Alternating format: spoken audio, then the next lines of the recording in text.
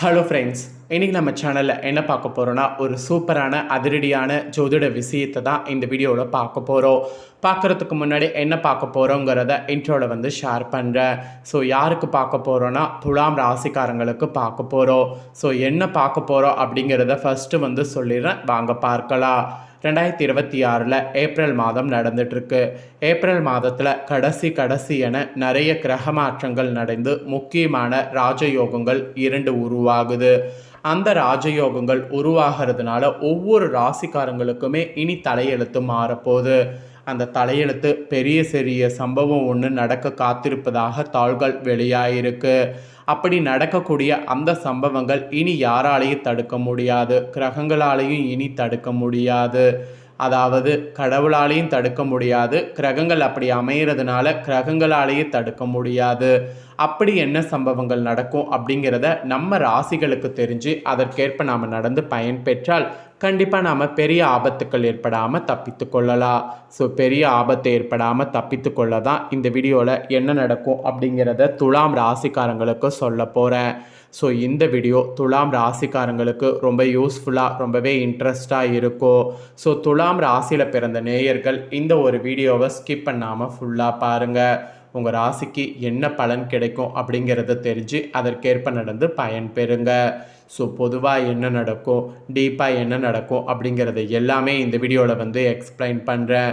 So எல்லா பலன்களையுமே தெளிவாக இந்த வீடியோவில் துலாம் ராசிக்காரங்க பாருங்கள், பார்த்து அதற்கேற்ப நடந்து பயன் பெறுங்க.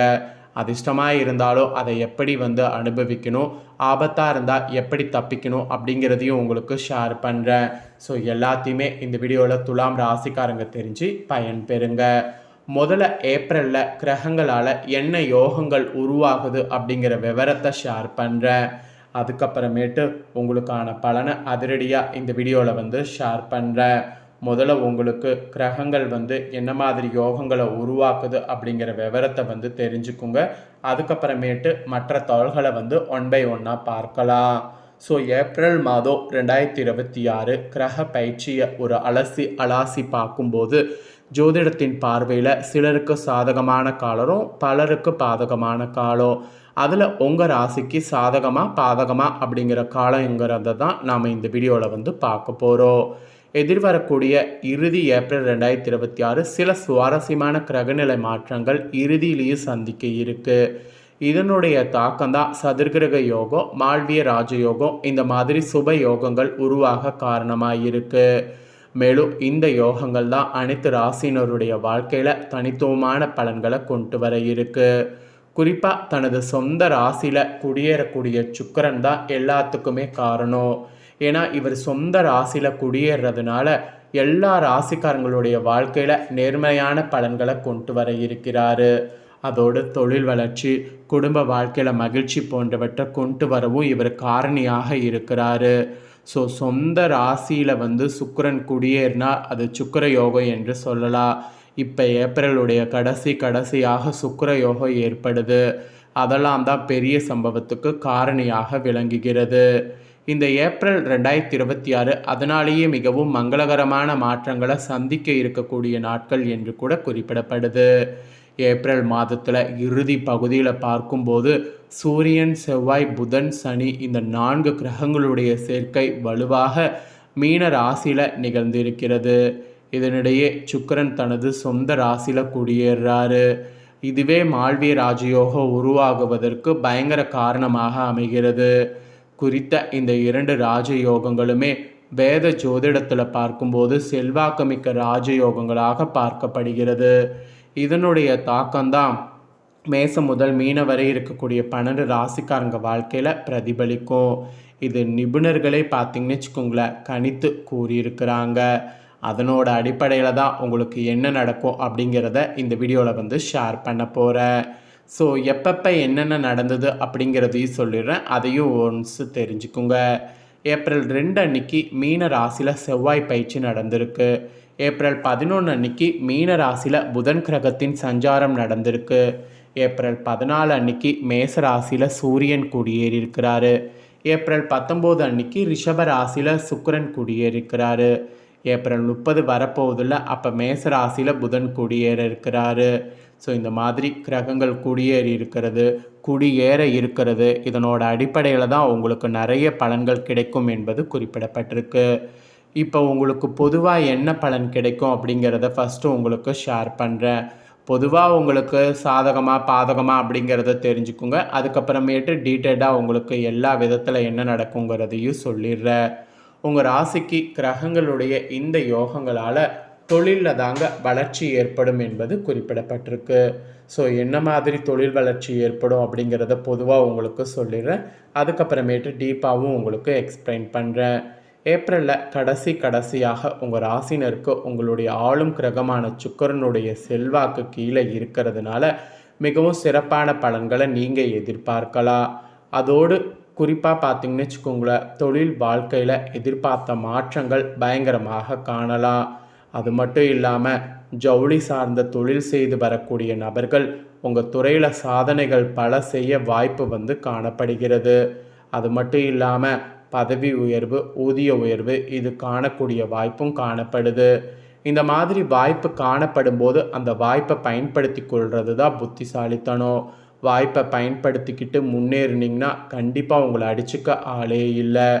வாழ்க்கை துணையின் முழுமையான ஆதரவு கிடைக்க உங்கள் தனிப்பட்ட விருப்பங்கள் நோக்கி பயணிக்கக்கூடிய வாய்ப்பு உங்களுக்கு காணப்படுது.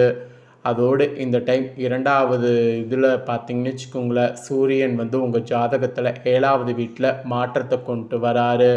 ஸோ ஒரு முறை இல்லை 2 முறை. அப்போ குடும்ப வாழ்க்கையில் காணப்பட்ட பிரச்சனைகளுக்கு தீர்வு கொண்டு வருவார்.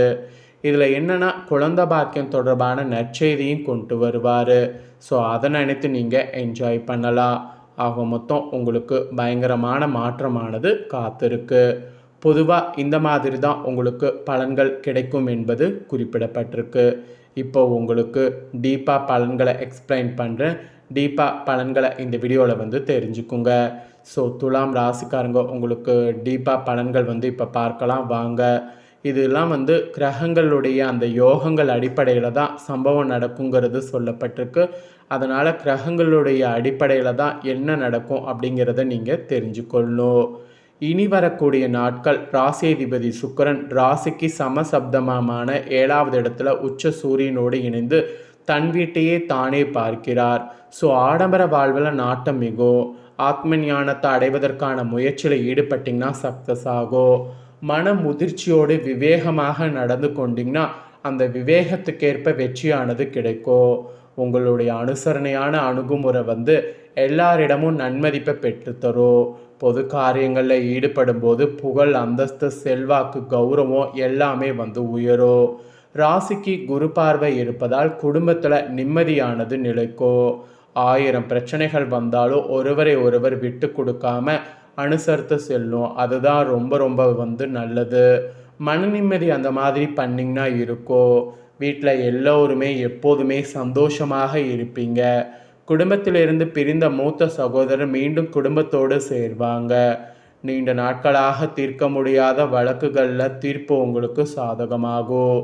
மூத்த சகோதரோடு இருந்த பிணக்குகள் மாறும். முன்னோர்கள் சொத்தை பிரிப்பதில் இருந்த கருத்து வேறுபாடுகள் நீங்கி குடும்ப சொத்துக்கள் உங்களுக்கு சாதகமாக பிரிக்கப்படும். அது மட்டும் இல்லாமல் தந்தையின் ஆயுள் ஆரோக்கியம் சிறப்பாக இருக்கும். தந்தையால் உங்களுக்கு ஆதாயமானது உண்டு. உடன் பிறந்த சகோதர சகோதரிகள் உதவுவாங்க. வீடு மாற்றம் செய்ய நேரும். அடிக்கடி அலைச்சல் மிகுந்த பயணம் செய்யக்கூடும். சிலருக்கு தவறான எண்ண அலைகள் மிகுதியாகும். அது நட்பு வட்டாரங்களில் மனசங்கடத்தை உருவாக்கும். 6வது அதிபதி குரு பாக்கியாதிபதி புதனோடு பரிவர்த்தனை பெறுவதனால தான் இந்த மாதிரியான பாதிப்பு ஏற்படும். அதோடு பய உணர்வும் கொஞ்சம் வரும். இந்த காலகட்டத்தில் பெரிய பாதிப்பு எதுவும் இருக்காது. அதனால் பயப்பட வேண்டாம். சில வளர்ச்சிகள் தடைப்படலாம். ஆனால் குரு பார்வை பட்ட இடத்தின் மூலம் நன்மை உண்டாகும் என்பதை மறுக்க முடியாத உண்மையாக ஏற்றுக்குங்க. அசையும் அசையா சொத்துக்கள் சேர்க்கை உங்களுக்கு அதிகமாகும். உடல்நிலையில் இருந்த பாதிப்புகள் அகலும். காது, மூக்கு, தொண்டை தொடர்பான ஆரோக்கிய கேடுகளை அறுவை சிகிச்சையில் சரி செய்யக்கூடிய நேரம். ஸோ அந்த மாதிரியான சம்பவத்தையும் நீங்கள் மேற்கொள்ளலாம். ஆக மொத்தம் உங்களோட ராசிக்கு டீப்பாக பலன்கள் இப்படிலாம் கிடைக்கும் என்பது குறிப்பிடப்பட்டிருக்கு. குறிப்பிடப்பட்டதை தெளிவாக உங்களுக்கு ஷேர் பண்ணிட்டேன். ஷேர் பண்ணதை தெளிவாக இந்த வீடியோவில் உங்கள் ராசிக்கு நீங்கள் தெரிஞ்சிருப்பீங்க. தெரிஞ்சதுக்கேற்ப நடந்து பயன் பெறுங்க.